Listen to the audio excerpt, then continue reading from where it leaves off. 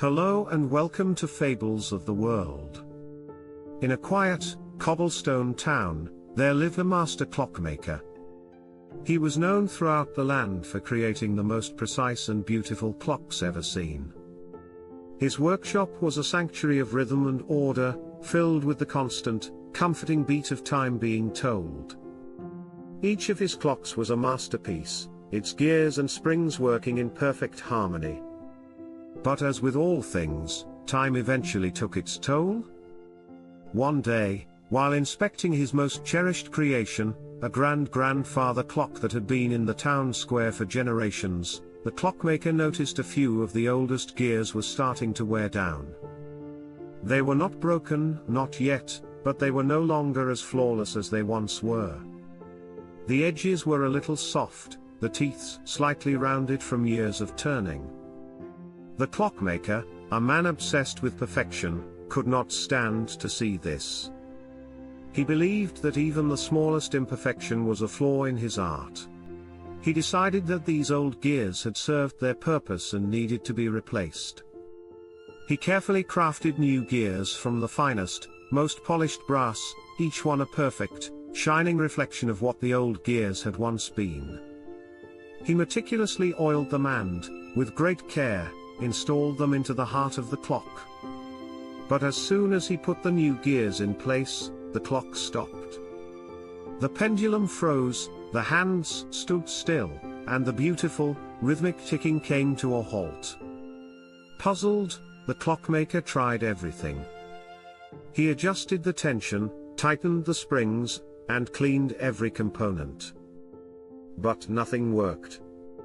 The new gears, for all their perfection, would not turn.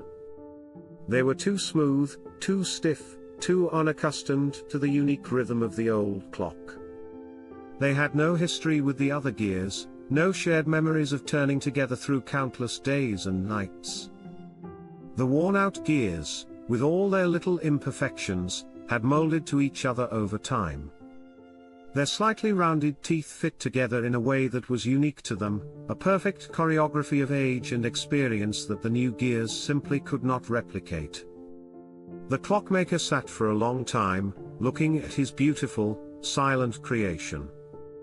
He realized that in his pursuit of perfection, he had overlooked the most important thing.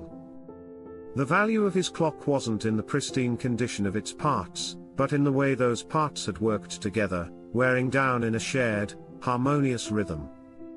He saw that the small imperfections were not flaws, but marks of a life well lived, a testament to the passage of time. With a newfound understanding, he carefully took out the perfect, new gears and reinstalled the old, worn-out ones. He oiled them gently, and as he put the last one back in place, the clock began to tick again. The pendulum swung, the hands began to move, and the familiar, comforting beat returned. The clockmaker realized that the true beauty of his clock wasn't in its flawless parts, but in its history, in the way it had been shaped by the years.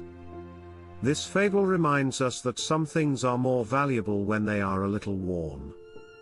It tells us that our greatest strengths are not always found in perfection, but in the experiences and connections we build over time.